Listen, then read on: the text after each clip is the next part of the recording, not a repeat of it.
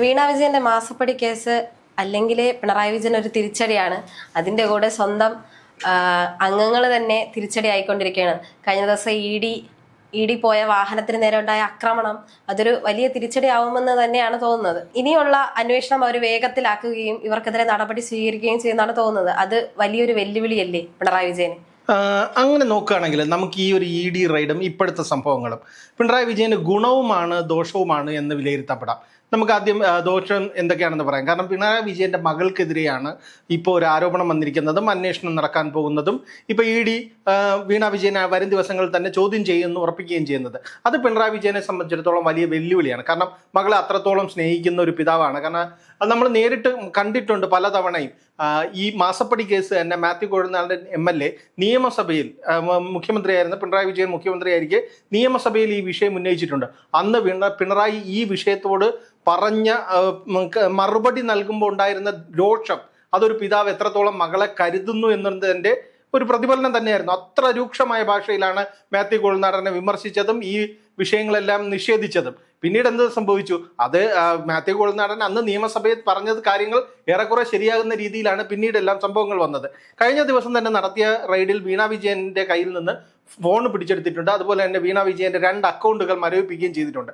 കൊടുത്ത മറുപടികളിൽ തൃപ്തികരമായ ചില വിഷയങ്ങളുണ്ട്, തൃപ്തികരമല്ലാത്ത ചില വിഷയങ്ങളുണ്ടെന്നാണ് പുറത്തു വരുന്ന റിപ്പോർട്ട്. അതിന്റെ അടിസ്ഥാനത്തിൽ വീണ വിജയനെ വീണ്ടും ചോദ്യം ചെയ്യും എന്ന് പറയുന്നുണ്ട്. ഈ SFIO അടക്കം ഈ മാസപ്പടി കേസിൽ നിരവധി തവണ വീണ വിജയനെ ചോദ്യം ചെയ്തിട്ടുണ്ട്. പക്ഷെ അതുപോലെയല്ല അടുത്ത തവണത്തെ ചോദ്യം ചെയ്യൽ. കാരണം ED ആണ് ചോദ്യം ചെയ്യുന്നത്.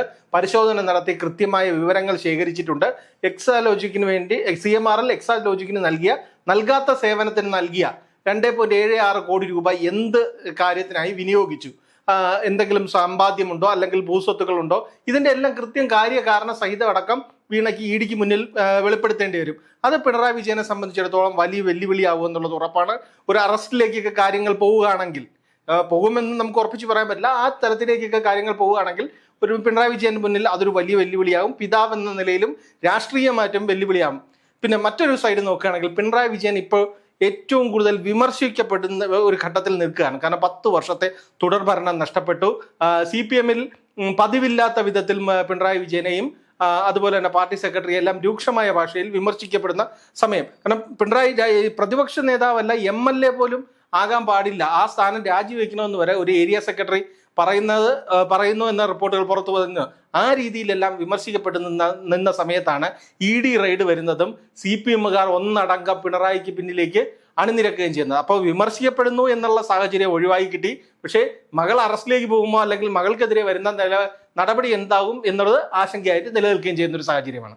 സന്ദീപ് വാര്യർ പറഞ്ഞിട്ടുണ്ടായിരുന്നു, ഇത് BJP-യും LDF-ഉം തമ്മിലുള്ള കളിയാണ്, ഈ പിണറായി വിജയന്റെ ആ ഒരു വിമർശന സാഹചര്യം മാറ്റിയെടുക്കാനുള്ള ഒരു കളിയാണെന്നൊക്കെ പറഞ്ഞിട്ടുണ്ടായിരുന്നു. അല്ല, അത് നമുക്കിത് ഇതിന്റെ മുമ്പിലുള്ള ചരിത്രം നോക്കിയാൽ മനസ്സിലാവും. കാരണം 10 വർഷം പിണറായി വിജയൻ കേരളത്തിന്റെ മുഖ്യമന്ത്രിയായിരുന്നു. ആ സമയത്ത് കേന്ദ്ര ഏജൻസികൾ അന്വേഷിച്ച നിരവധി കേസുകൾ ഉണ്ടായി. സ്വർണ്ണക്കടത്തുണ്ടായി. അതിൽ മുഖ്യമന്ത്രിയുടെ ഓഫീസ് അടക്കം അതിൽ പ്രതിസ്ഥാനത്ത് വന്നു. അതിന്റെ പ്രതിയായ സ്വപ്ന സുരേഷ് പറഞ്ഞത് ബിരിയാണി ചെമ്പിലടക്കം സ്വർണം കടത്തി എന്ന് പറഞ്ഞു.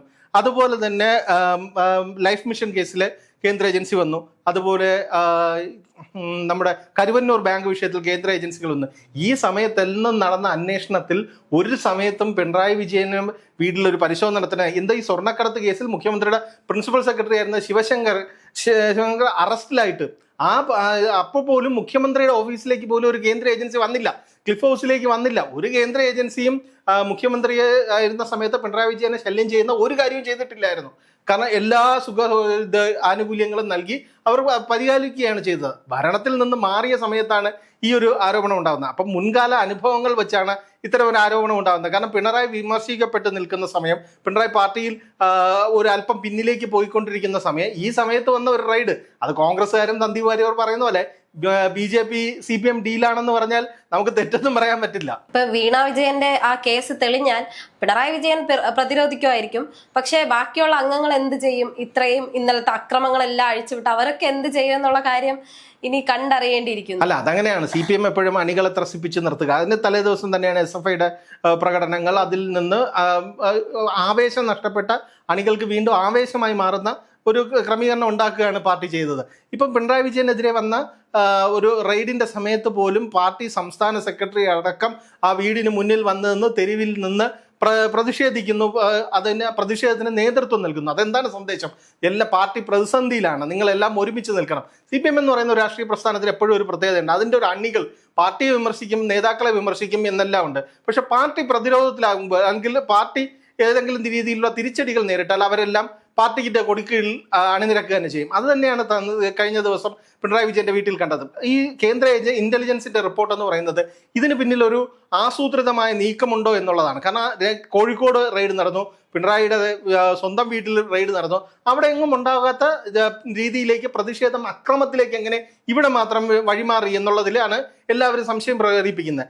ആ രീതിയിൽ തന്നെയാണ് പാർട്ടി അണികളെ ഒപ്പം നിർത്തുക, പാർട്ടി അണികളെ ചേർത്ത് വീണ്ടും CPM ഒന്ന് കരുത്താകുക. അതിനുള്ള ഒരു ടെസ്റ്റ് ഡോസ് ആണ് ഇപ്പൊ കഴിഞ്ഞതെന്ന് പറയാം.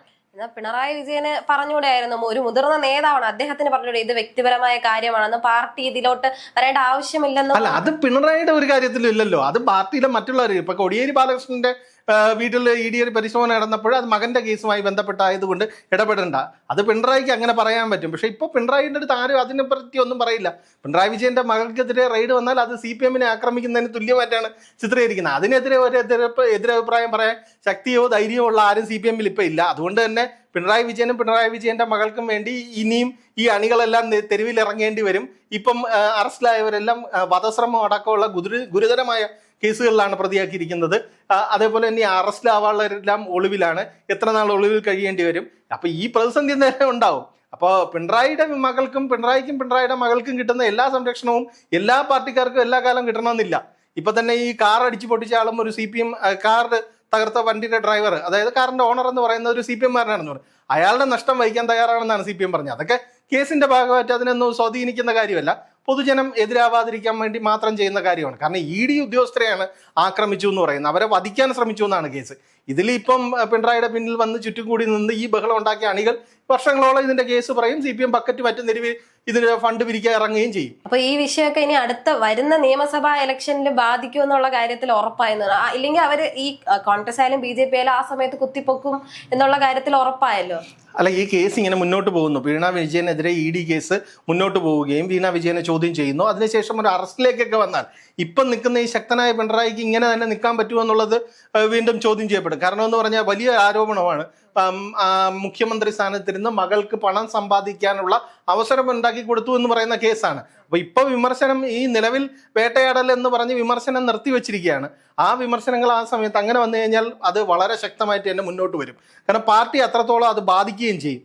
അതിന് പിണറായിക്ക് ഇപ്പം കൊടുക്കുന്നത് പോലെ വില നൽകാതെ മാറി നിന്ന് അതിനെ നോക്കി കാണാൻ പറ്റുമെന്ന് എനിക്ക് തോന്നുന്നില്ല. കാരണം രാഷ്ട്രീയം ഒന്ന് പ്രായം, അദ്ദേഹത്തിന്റെ പ്രായം ഒരു ഘടകമാണ്.